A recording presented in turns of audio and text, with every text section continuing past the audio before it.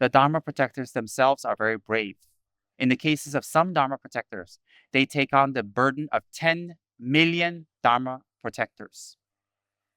And they take on responsibilities that other Dharma protectors cannot and dare not do. So the Dharma protector's manifestation to us represents what? Courage and responsibility.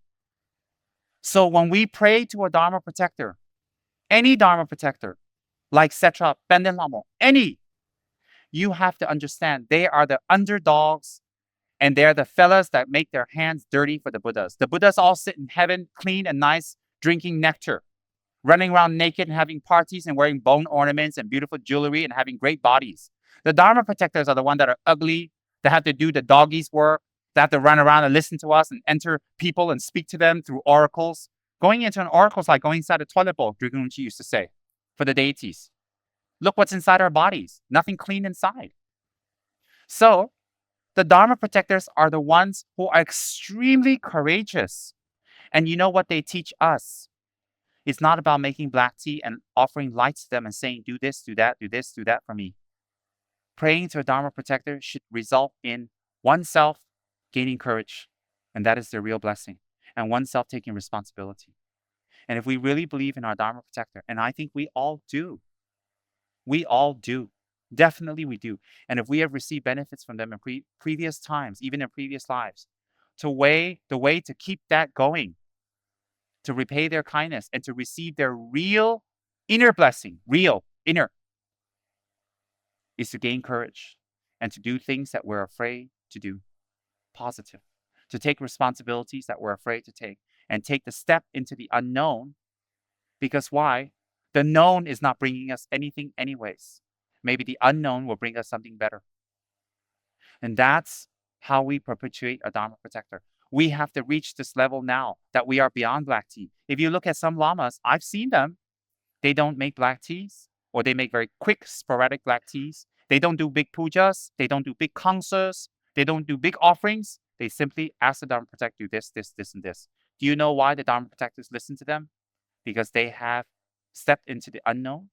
They are willing to take the burdens of others, and they are gaining courage. So they don't need to engage in big pujas, big prayers, big mantras, big black tea.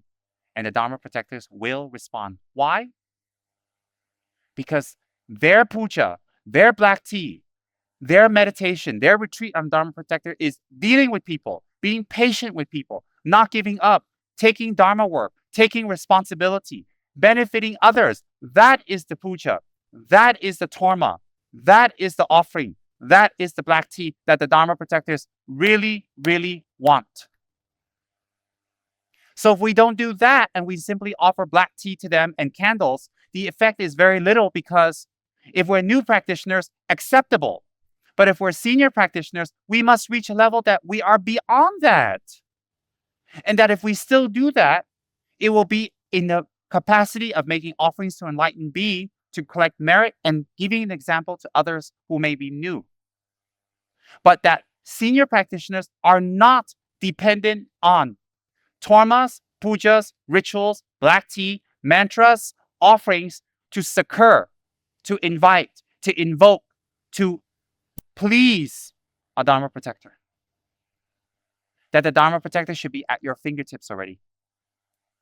Why? Because you have put the real puja and the real effort towards them. And that's what they want. And so what is that? Is that another guilt trip? No. It is a fact on how to secure help in a place where there is no help, in a place where it's wild and barbaric, where it's difficult, where even the word bodhicitta is heard, rarely heard, and when heard, the meaning is not there. And when the meaning is understood, the practice is not there. And if there is any type of practice, no result. That's where the Dharma protectors are most strong.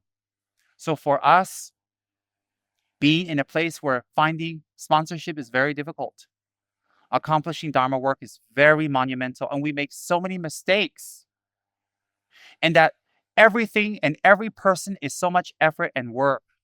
And making things manifest is non-stop. Instead of complaining and being sad and distraught, we should rejoice.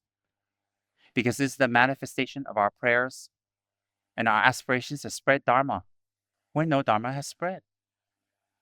And where the Dharma has spread and there's misconception and wrong view, to take on the responsibility to clear it, to be the bad guy, to be the one that people point fingers at you and say, you're bad, you're evil, you're wrong, you're against the Dalai Lama, whatever people want to say these days.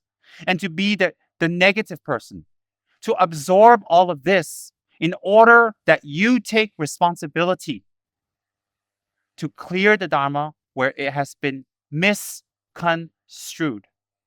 So when you take on the responsibility and people look down upon you, avoid you, point fingers at you, and you become ostracized, and you become alienated, and you're questioned, and people doubt you, joy should arise in your minds.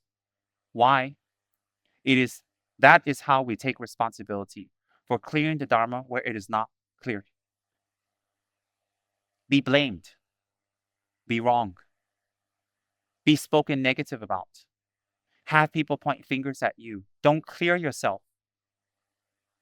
Be the bad guy with compassion, with love, and reciprocate other people's accusations and harm, and reciprocate other people's wrong view with patience and effort and consistency in your practice.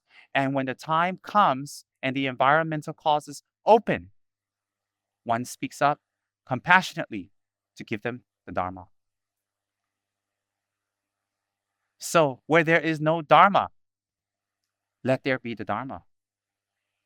Where there is Dharma, we must make it stronger.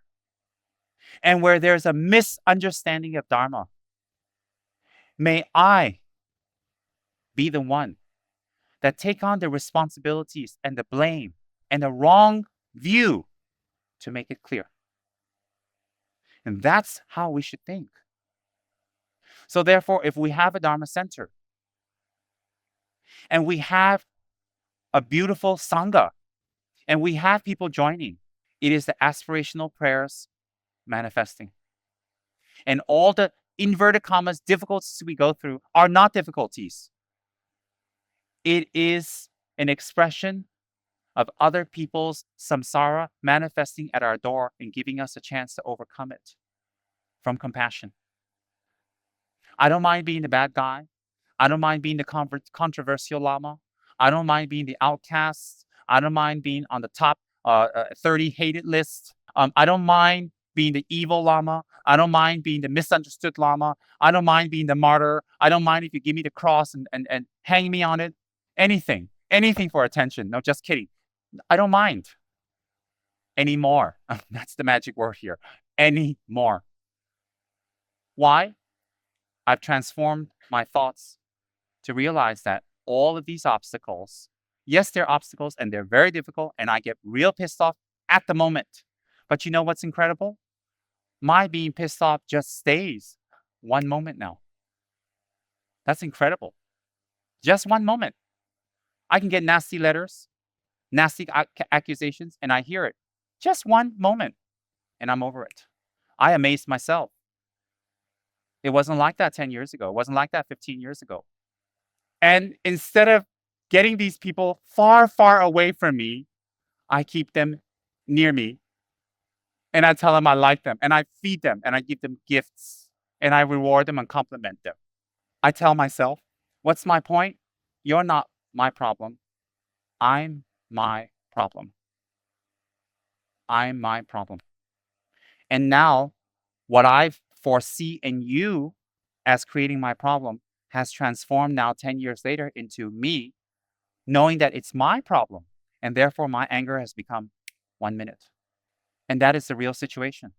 So my point is, when we get Dharma work, when we have Dharma responsibilities, if we understand the law of cause and effect, and we know the true nature of our Dharma protectors, we will be very, very, very, very happy to do it and excited to do it and not try not to do it. Why? We know the real benefits. We know the real benefits.